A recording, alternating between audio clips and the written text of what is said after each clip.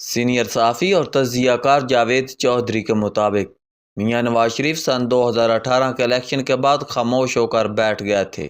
11 ستمبر سن 2018 کو بیگم کلثوم نواز کا انتقال ہو گیا۔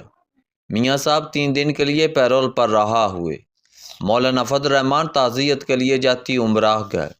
ملاقات کے دوران مولانا نے میاں صاحب کو مشورہ دیا، آپ جیل میں ہیں لیکن آپ کی پارٹی باہر ہے، آپ اپنے لوگوں کو متحرک کریں اور عمران خان کی حکومت کے خلاف کوئی تکڑی تحریک شروع کریں، ورنہ عمران خان آپ کو سیاسی قبر میں دھکیل دے گا۔ مولانا نے اپنے دلائل کے آخر میں کشمیریوں سے متعلق یہ لطیفہ بھی سنا دیا۔ مہاراجہ پرتاپ سنگھ نے کشمیریوں کی فوج بنائی تھی، اس نے اپنے سپاہیوں کو رائفلیں بھی دی اور ٹریننگ بھی، لیکن جب لڑائی کا وقت آیا تو مہاراجہ نے دیکھا سپاہی اپنی رائفلیں دوب میں رکھ کر خود سائیڈ پر بیٹھے ہیں۔ مہاراجہ نے سپاہیوں سے پوچھا، تم رائفلیں کیوں نہیں چلا رہے؟ ان کا جواب تھا، تپسی تے ٹھوس کرسی، گرم ہوں گی تو خود ہی چل جائیں گی۔ مولانا کا میاں صاحب سے کہنا تھا، آپ بھی اپنی رائفلیں دوب میں رکھ کر بیٹھ گئے ہیں، جب کہ یہ لڑنے کا وقت آئے خود بھی باہر نکلیں اور اپنے کارکنوں کو بھی نکالیں۔ یہ وقت خاموش بیٹھنے کا نہیں، میاں صاحب کا جواب تھا۔ مولانا صبر کریں، ہمارے بزرگ کہا کرتے تھے، جب آندھی چلے تو انسان کو خاموش ہو کر بیٹھ جانا چاہیے اور اپنے وقت کا انتظار کرنا چاہیے۔ آپ بھی خاموش بیٹھ جائیں، ہمارا وقت انشاءاللہ ضرور آئے گا۔ مولانا نے میاں صاحب سے اتفاق نہیں کیا، لیکن بہرحال یہ میٹنگ ختم ہو گئی۔ میاں نواز شریف بعد ازاں لندن میں جلا وطن ہو گئے، جبکہ مولانا نے اکتوبر 2019 میں اسلام آباد کی طرف مارچ کیا۔ مولانا شور کرتے رہے اور میاں نواز شریف خاموشی سے بیٹھے رہے۔ کہ لندن میں اپنے گھر میں روزانہ یوتھیوں سے گالیاں بھی کھاتے تھے۔ شریف فیملی کی فلیٹس کے سامنے پی ٹی آئی کے ورکرز روزانہ نعرے لگاتے تھے، گالیاں دیتے تھے اور بدتمیزی کرتے تھے۔ یہ لوگ یہاں بھی جاتے تھے، یوتھی ان کا گھراؤ کر لیتے تھے۔ وہ وقت خوفناک تھا، مگر میاں نواز شریف نے اسے خاموشی اور صبر کے ساتھ برداشت کیا، اور پھر وقت پلٹ گیا۔ اسٹیبلشمنٹ عمران خان کے پیچھے سے ہٹ گئی، جس کے بعد پی ڈی ایم بنی، عدم اعتماد ہوئی، اور میاں شہباز شریف جیل اور عدالتوں سے نکل کر وزیر اعظم بن گئے، اور یہ آج دوسری مرتبہ وزیر اعظم ہے، جبکہ مریم نواز وزیر اعلیٰ پنجاب ہیں۔ مولانا فضل الرحمان نے سارے عمل کے دوران ایک چیز سیکھی، خاموش بیٹھے اور اپنے وقت کا انتظار کریں۔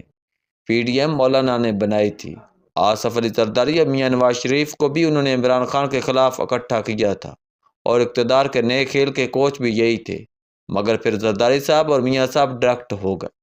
انہوں نے ڈیل کر لی اور مولانا کو ان کے حصے کے مطابق حصہ نہ ملا۔ مولانا کو توقع تھی اسٹیبلشمنٹ کے پی اور ان کے حوالے کر دے گی۔ نگران دور میں انہیں کے پی ملا بھی۔ مولانا کے سمدھی حاجی غلام علی گورنر بنا دیے گئے اور نگران حکومت کی اہم ترین وزارتیں جے یو آئی کو دے دی، لیکن مولانا اس فیور کو الیکشن میں تبدیل نہ کر سکے۔ مولانا صدر بھی بڑھنا چاہتے تھے، پیپلز پارٹی اور نون لیگ کی قیادت باتوں باتوں میں انہیں صدارت کا اشارہ بھی دیتی رہی۔ مولانا یہ بھی چاہتے تھے دونوں بڑی پارٹیاں جے یو آئی کے ساتھ سیٹ ایڈجسٹمنٹ کر لیں تاکہ ان کے ارکان بھی اسمبلی میں پہنچ سکے، اور مولانا آخر میں الیکشن بھی ملتوی کرانا چاہتے تھے، مگر دونوں بڑی جماعتیں مولانا کی ان خواہشات کے ساتھ کھیلتی رہی، لیکن ان کی یہ خواہشات پوری نہیں کی۔ دونوں جماعتوں نے الیکشن سے قبل مولانا سے رابطے منقطع کر دیے اور یہ عملاً اکیلے ہو گئے۔ الیکشن کے نتائج نکلے تو قومی اسمبلی میں مولانا کے ہاتھ میں صرف 7 سیٹیں آئیں، کے پی اسمبلی میں انہیں صرف 9 سیٹیں ملیں، تاہم بلوچستان اسمبلی میں ان کی 14 سیٹیں تھیں۔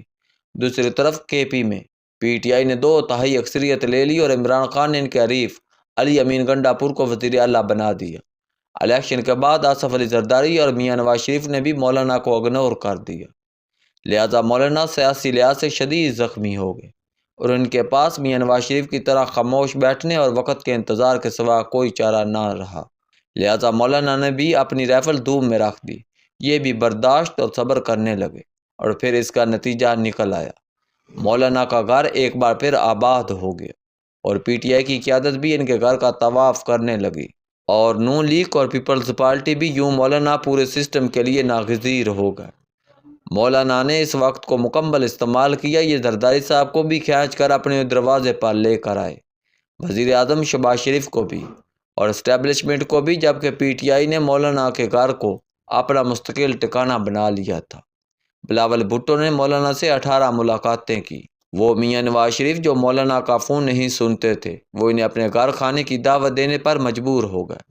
ستمبر میں ایک وقت ایسا بھی آیا جب وزیر اعظم نے مولانا کے گھر آنے کی خواہش ظاہر کی اور مولانا نے انکار کر دیا۔ لہٰذا آپ مولانا کا کمال دیکھیے، یہ صرف 12 سیٹوں کے ساتھ پورے سسٹم کو کھینچ کر اپنی دہلیز پر لے آئے۔ یہ ترامیم کو بھی 20 اکتوبر تک کھینچ لائے اور سب سے باقاعدہ ناک سے لکیریں نکلوائیں اور آخر میں سب کو اپنی تحریف پر بھی مجبور کر دیا۔ آج اسٹیبلشمنٹ بھی ان کی ممنون ہے، عمران خان بھی جیل میں ان کی تعریف کر رہے ہیں، پی ٹی آئی کی قیادت بھی مولانا زندہ باد کے نعرے لگا رہی ہے۔ بلاول بھٹو نے بھی قومی اسمبلی کے فلور پر کھڑے ہو کر ان کی تعریف کی۔ میاں نواز شریف نے بھی بار بار مولانا کا شکریہ ادا کیا۔ وزیر اعظم اور صدر بھی ان کے ممنون ہیں۔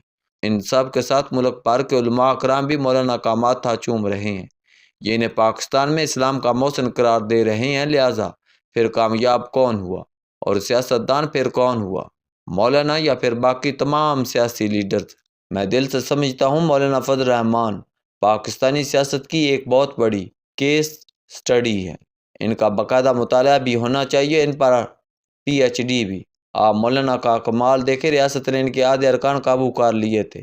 بلاول بھٹو اور اعظم نذیر تاڑر انہیں بار بار بتا رہے تھے حکومت نے ہر صورت ترامیم کرنی ہے، ریاست کے پاس آپ اور پی ٹی آئی کے لوگ موجود ہیں، آپ کے ارکان آپ سے الگ ہو کر بھی ووٹ دے دیں گے اور اس سے آپ کی پارٹی ٹوٹ جائے گی۔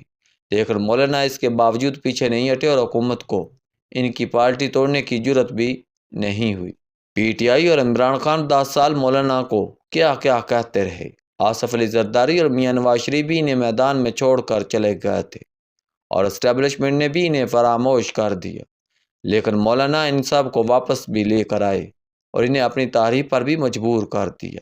جبکہ ان کے مقابلے میں عمران خان ملک کے مقبول ترین لیڈر کے پی میں 2/3 حکومت کے مالک ہیں، قومی اسمبلی میں 80 ایم این ایز اور سینٹ میں 17 سینیٹرز رکھنے کے باوجود کہاں ہیں؟ یہ ان کی بیگم، 2 بہنیں اور بھانجا جیل میں ہیں اور پارٹی کے اندر 4 گروپ بن چکے ہیں۔ شاہ محمود قریشی کی قیادت میں فارورڈ بلاک بھی تیار ہے۔ پرویز الہی پارٹی چھوڑ کر لاہور میں بیٹھ گئے ہیں۔ سوشل میڈیا ٹیم ٹوٹ چکی ہے اور تمام فنانسر اور سہولتکار بھی فرار ہو چکے ہیں۔ دوسری طرف میاں نواز شریف بھی وفاق اور پنجاب میں اپنی حکومت کے باوجود زخمی اور اداس بیٹھے ہیں۔ ان کے متھے فارم 47 لگ گیا ہے۔ تاہم مولانا کے بعد میاں شہباز شریف بھی کامیاب سیاستدان ثابت ہوئے ہیں۔ ان کے بارے میں کہا جاتا تھا ان کے ہاتھ میں وزیر اعظم کی لکیر نہیں، لیکن یہ لکیر کی کمی کے باوجود دوسری بار وزیر اعظم بنے۔ ان کے پاس کل 17 ایم این ایز ہیں، مگر یہ اس کے باوجود وزیر اعظم ہیں۔ یہ ملک اور شریف فیملی کے پہلے ایسے وزیر اعظم بھی ثابت ہوں گے جو 5 سال پورے کرے گا۔ لہذا پھر کامیاب کون ہوا، مولانا اور شہباز شریف یا پھر قیدی نمبر 804؟ عمران خان کے پاس اب بھی 2 آپشن ہیں۔ یہ نواز شریف اور مولانا کی طرح اپنی رائفل دوم میں رکھ کر خاموش بیٹھ جاتے اور اپنے وقت کا انتظار کرتے۔ آپ یقین کریں ان کا وقت بہت جلد آ جانا تھا۔ اور دوسرا، یہ ذوالفقار علی بھٹو کی طرح شور کر کے اپنی سزا اور مسائل میں اضافہ کر لیتے۔ عمران خان بدقسمتی سے دوسرے راستے پر نکل گئے ہیں اور یہ آج اکیلے ہو چکے ہیں۔ سیاست سپورٹس کی طرح ہوتی ہے، ان دونوں کا مقصد جیتنا ہوتا ہے۔ آپ نے اگر اقتدار میں نہیں آنا تو پھر سیاست کی کیا ضرورت ہے؟ آپ خدمت کریں گے اور ثواب اور عزت کمائیں گے۔ آپ نے اگر 80 ایم این اے اور سب سے زیادہ ووٹ لے کر بھی جیل میں ہی میں بیٹھنا ہے اور اپنی خواتین کو بھی بٹھانا ہے تو پھر سیاست پر لعنت بھیجیں، اس کا پھر آپ کو کیا فائدہ ہوا؟ لہذا عمران خان کو اب سیاست مولانا سے سیکھنی چاہیے، بلکہ نہیں رکیے، آصف علی زرداری اور میاں نواز شریف کو بھی مولانا کو اپنا استاد مان لینا چاہیے، کیونکہ ملک میں اب سیاستدان صرف ایک ہی ہے اور اس کا نام ہے مولانا فضل الرحمان۔ یہ حقیقتاً سب پر بھاری ہے اور سب کو ان کے ہاتھ پر بیعت کر لینی چاہیے۔